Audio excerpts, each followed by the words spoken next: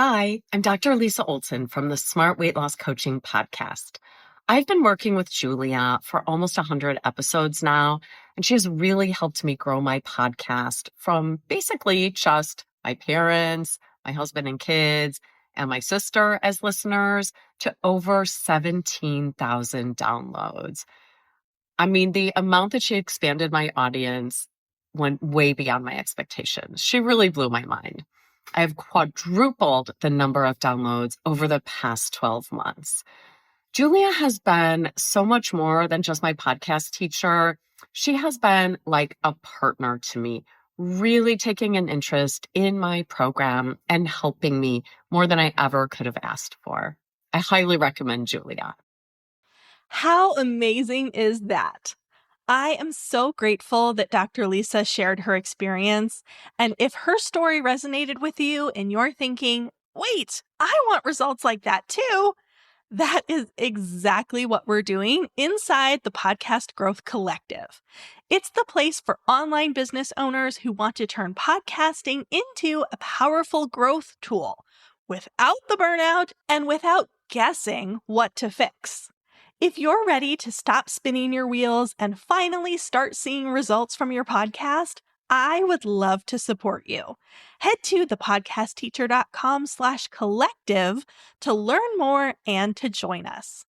And now let's jump into today's episode.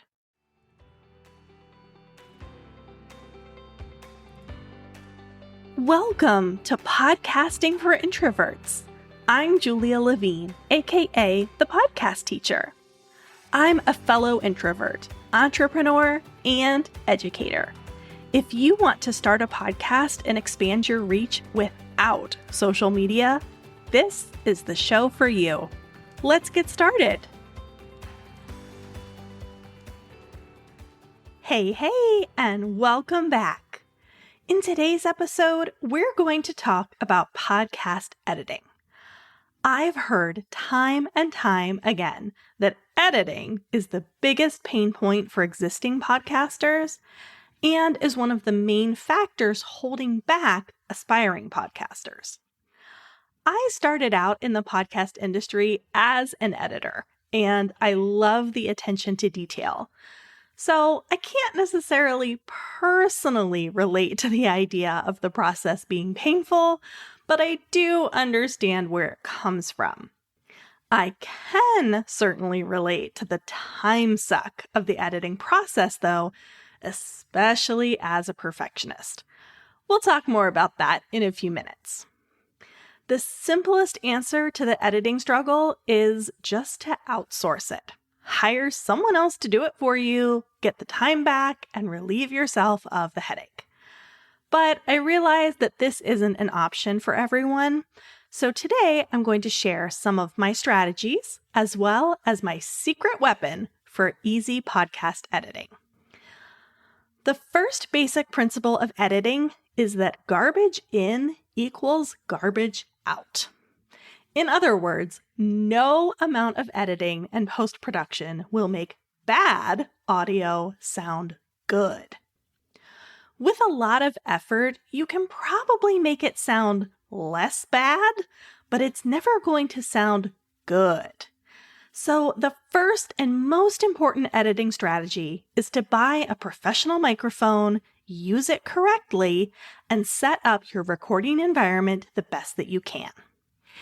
And you don't need to break the bank to set yourself up for good sound. My favorite professional microphone is the Samson Q2U, which runs about $70 USD. I have a free equipment guide that includes videos showing how to set up the equipment and demonstrating proper microphone technique, as well as tips for your recording environment. If you want to check that out, you can grab it at thepodcastteacher.com/equipment. The point here is, as the old saying goes, an ounce of prevention is worth a pound of cure. Seriously, if you don't take anything else away from this episode, remember that garbage in equals garbage out. Set up some good foundations, and you will save yourself time, energy, and headaches in the long run. Okay, are you ready for my secret weapon for easy podcast editing? Drum roll, please. It's a dog clicker. Yes, one of those little handheld devices that you use to associate the click noise with a reward when you're training a dog. So, how on earth does a clicker come into play for podcast editing? I know it's a little weird, but the noise of the dog clicker creates a very sharp and distinct noise. When you're editing your podcast, if you're using a traditional waveform editor and looking at those little audio wave squiggles, the sound of a dog clicker makes a very sharp and distinct spike that is very visually unique. When you record, you use the dog clicker to identify a point where editing is needed. I'll talk more about that in a second.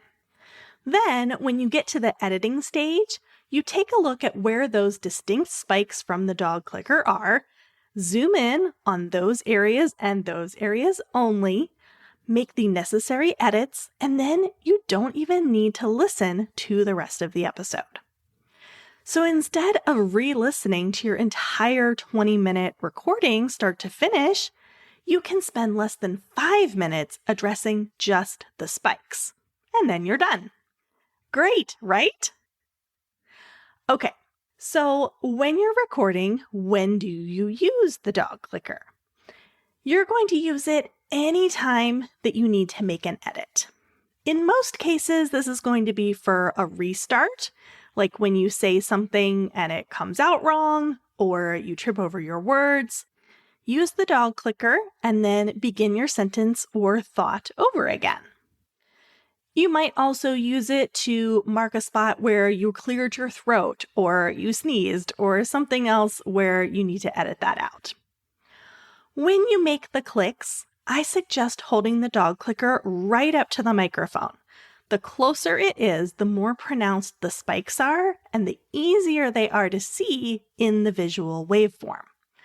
I like to do 3 quick clicks in a row to make them even more visually distinctive. You can say something with the clicks too if you'd like to make a verbal note to yourself about the edit. Experiment with it and create a system that works for you.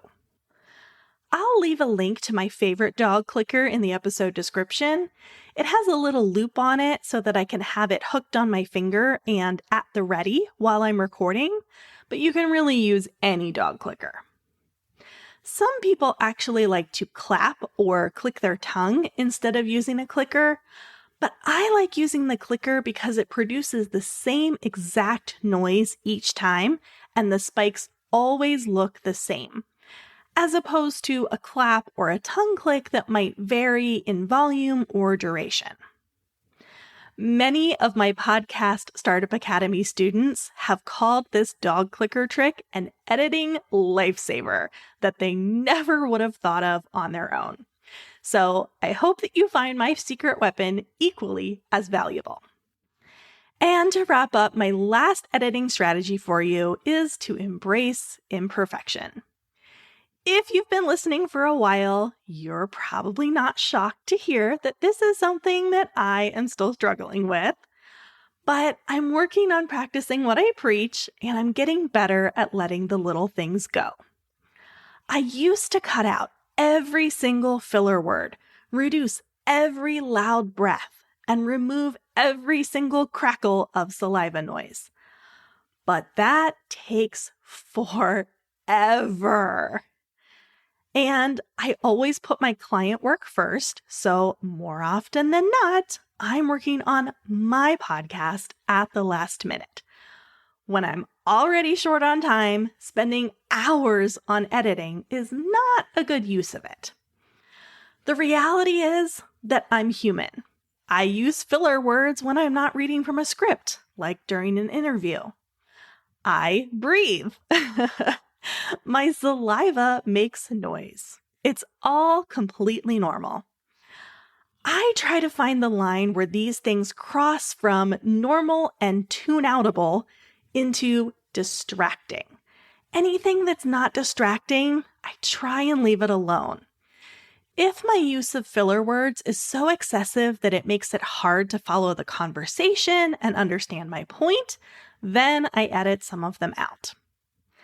Sometimes the line is hard to find because we're always our own harshest critics, and sometimes I think something is distracting, but it's not distracting to anyone else.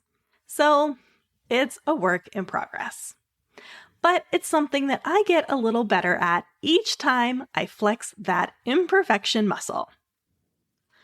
I hope that these podcasting strategies for editing were helpful to you and that you have a newfound use for that dog clicker lying in your junk drawer. And with that, I will talk to you next week. Thanks for listening. If something in this episode resonated with you and you're thinking about starting your own podcast, I have a free resource that will help you. It's called the Podcast Roadmap: 7 Questions to Start Your Journey. To grab it, just head to thepodcastteacher.com/roadmap. See you next week.